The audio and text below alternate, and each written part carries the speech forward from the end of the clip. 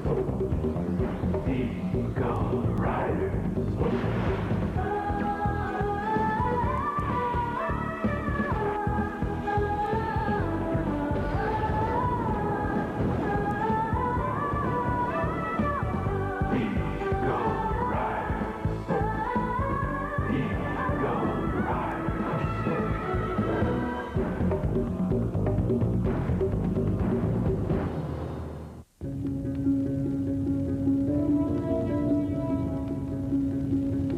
The solar shifters the Vorak had created were still causing damage all over the planet.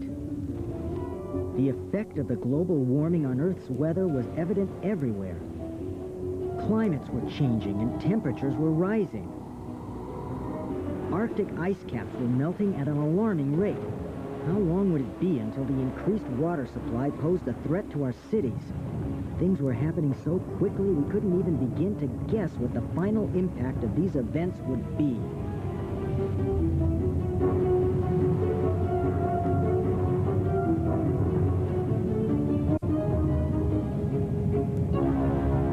Report to the Global Security Council number G1X42, submitted by Hunter Harris. Since the discovery of the solar shifters, we've been spending most of our time at Gateway City. Eagle mode, now!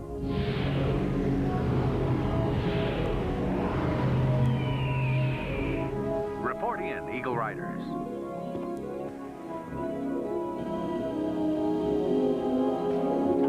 All present, sir. My fear that this awful phenomenon would be hard to combat has been confirmed, and while unable to determine the whereabouts of all their Earth-based solar shifters, we have discovered that disabling even one of their bases can temporarily stop their operation. The Vorak need additional bases on Mars, Venus, and Mercury in order to be able to move the sun away from our galaxy. Then we'll just take the Ultra Eagle and find those Vorak solar shifters. We could separate and track down those bases more efficiently. For right now, you'll remain with me. And the rest of us, Doctor? That goes for all of you. We're heading for the harbor area. I'll explain once the base is underway. Gateway City was built as an underwater mobile base. Usually operating from a secure and secret location, it was a combination submarine, hotel, and office building. All of the personnel lived on board for 6 months out of the year. Then, they worked on land at the different Global Security Council offices worldwide. But now, Gateway was on the move, attempting to intercept an iceberg. Your latest plan for the destruction of Earth is moving at a snail's pace, Malinox. The planet should have been nothing but a huge ocean by now. Yes, but you must admit my plan is working, Cybercon, and while it may be working a bit slower than we'd hoped for, at least give me some credit for having a plan that's working at all. Until the Eagle Riders find a way to stop it. Cybercon, oh, I promise I'd never let that happen, sir. Look, we're going to force the Eagle Riders base into an underwater canyon and then seal them off with a giant iceberg.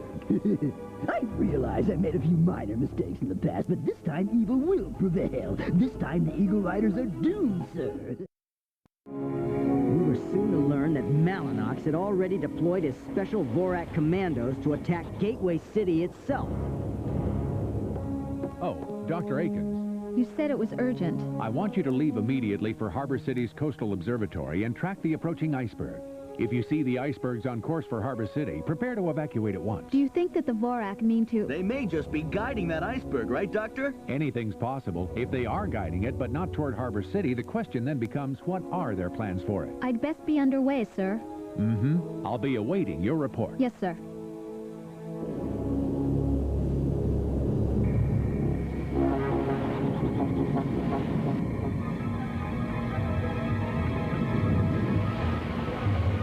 I had no idea how the Vorak commandos thought they were going to penetrate Gateway City's security system, but sometimes even the bad guys get lucky.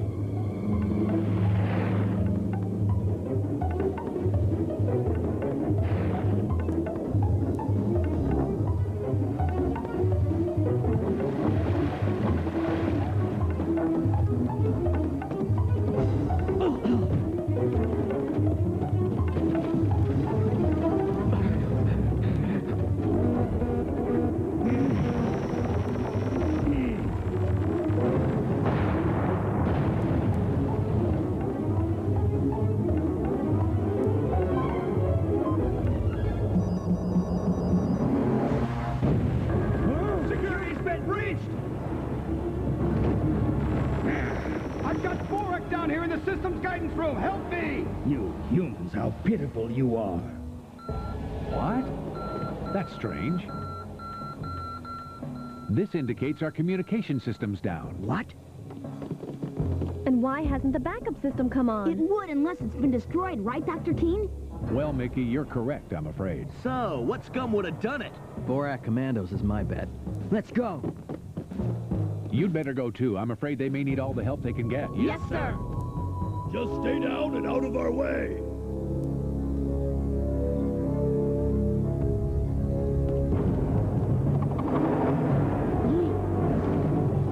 Get ready to fire!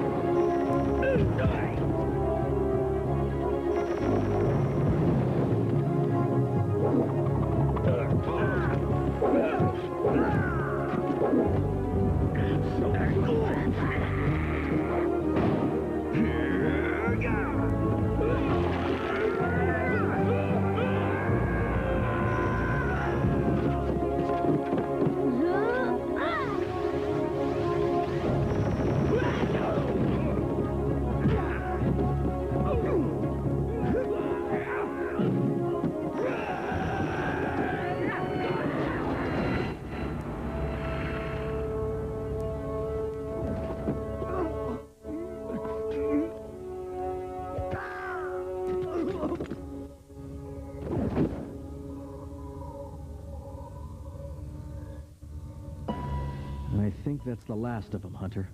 Huh? We lost the main system's power. And we seem to be heading right into a crevasse. And we're still going 30 knots an hour. We've got to warn Dr. Keene.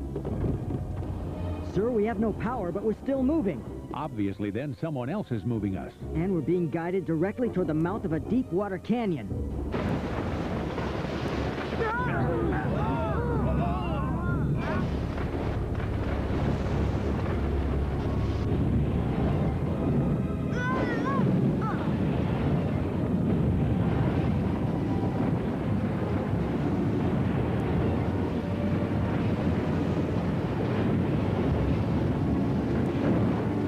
Seemed like forever had only taken a few seconds, and Gateway City lay at the bottom of the canyon, completely helpless.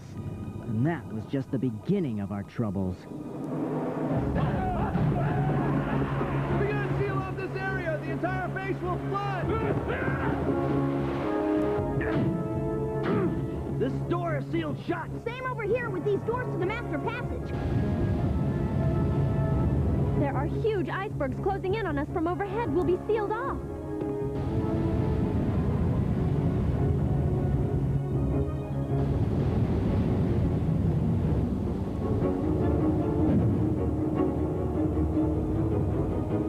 It's like something's guiding them there.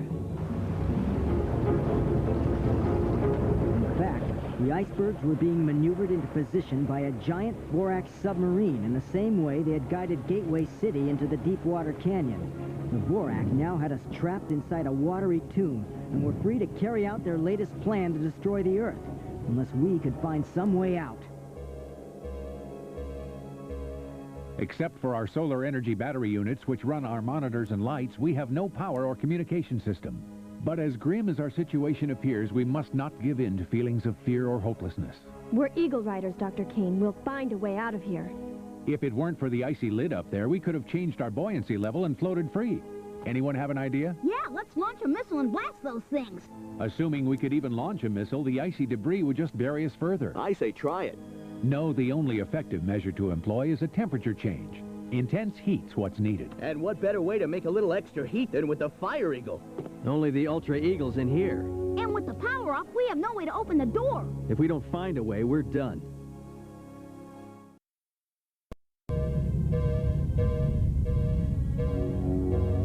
We can contact Dr. Akins on our wrist communicators. And obviously, since we now know Harbor City is no longer threatened by that iceberg, she can organize a rescue party, sir. In the time it would take for her to do that, I'm afraid our limited air supply and other resources would not be enough to sustain us. Then she's the one who's going to have to come to our rescue. You're right, I agree. I'll make contact. Dr. Akins, this is base. Do you read? Dr. Akins, come in. This is Dr. Akins. I read you. We're in trouble here, Doctor. We need your assistance. No, what's wrong, Hunter? There's no time to explain. Dr. Keene will talk to you. We're in a very tight spot. I need you to go to the hangar immediately and fly back in the Ultra Eagle 1. I'll be in contact with you. Once you're airborne, head north-northwest. North-northwest. I read you loud and clear. Roger, base.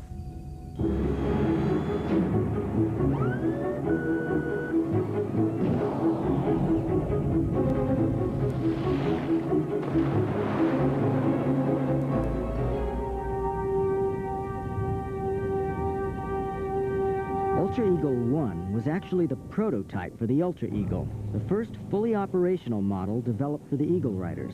It had been a while since it had seen action, but thankfully Dr. Keene had kept it in tip-top shape.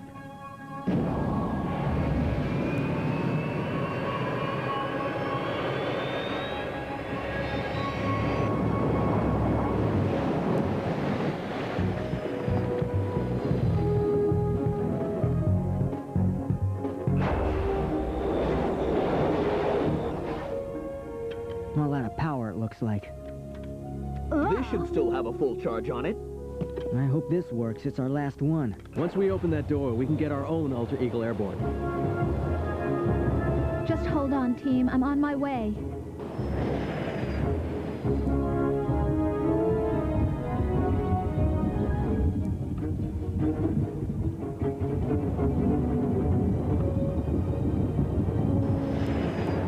Oil slick! Dr. Akins, we're directly beneath the oil floating on the water. Now listen carefully. I'm gonna have you go into the mode for Fire Eagle maneuver. Fire Eagle? You really mean that? She's never piloted in that mode, has she, Hunter? It'll be what you might call on-the-job training, but we have no other option.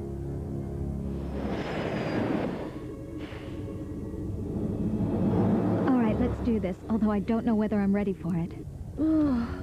Doctor, you must listen carefully. Trust me, I will. You'll see a large white dial on the right-hand side of the cockpit. Turn that all the way to the max setting, and that'll equalize the interior pressure and compensate for some of the increased heat you're going to be feeling, all right? I believe I understand. The three buttons on the left-hand side of the control panel now have to be depressed, starting with the top one first. This will engage the Fire Eagle maneuver. Understand?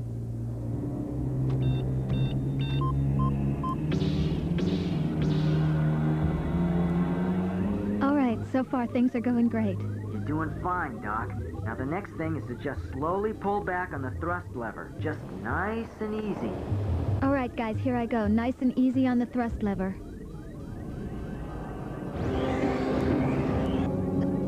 Now this is the part you know about.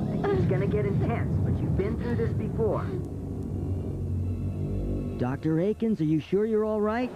Dr. Akins! Don't worry, guys. I'm fine.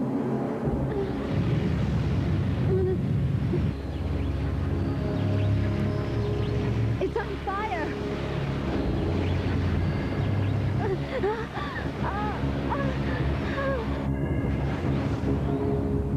All right, Doc. Let's melt some icebergs.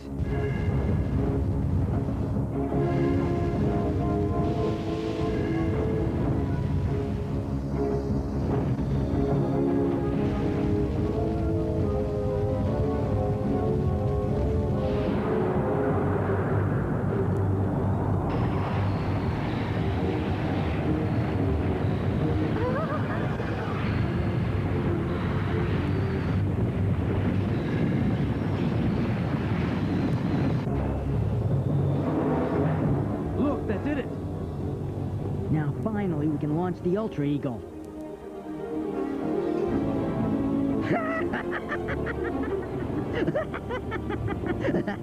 Oh, it makes me laugh to think how I did away with those Eagle Riders once and for all. Sir? I'm so brilliant. Sir, the enemy has somehow managed to melt the iceberg, sir. What do you mean they melted the icebergs? How could they do that?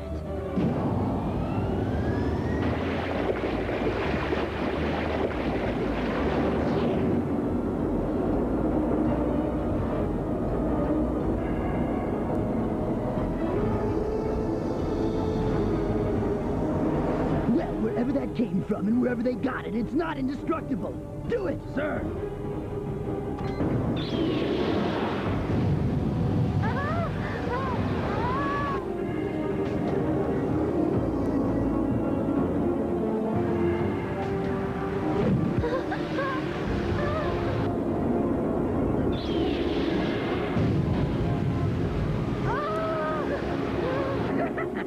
Oh, how I love it when everything goes my way. Isn't it wonderful?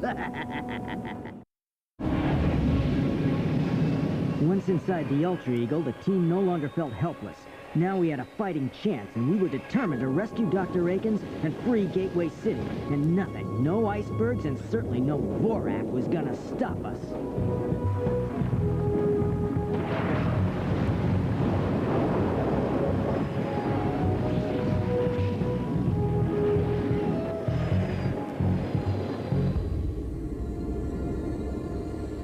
It's gonna be okay now, Kelly. Transformation ready, Hunter.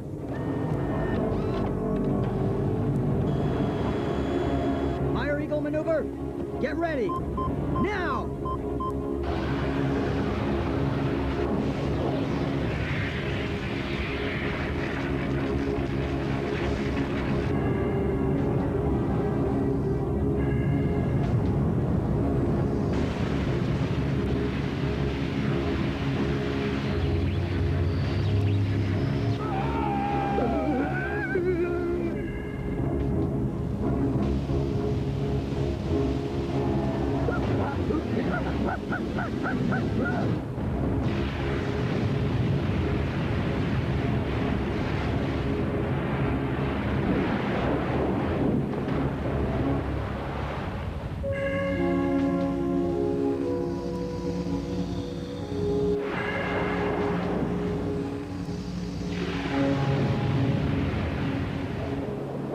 You okay, Dr. Akins?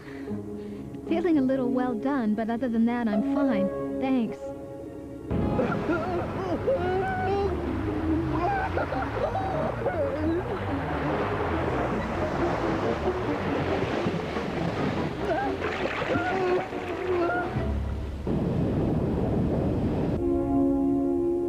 The team wants to thank you for your bravery and help, Dr. Akins. Way to go. I did it because there was no other choice, but I don't know what I would have done if you Eagle Riders hadn't come to the rescue and made sure I didn't become just a charred piece of toast.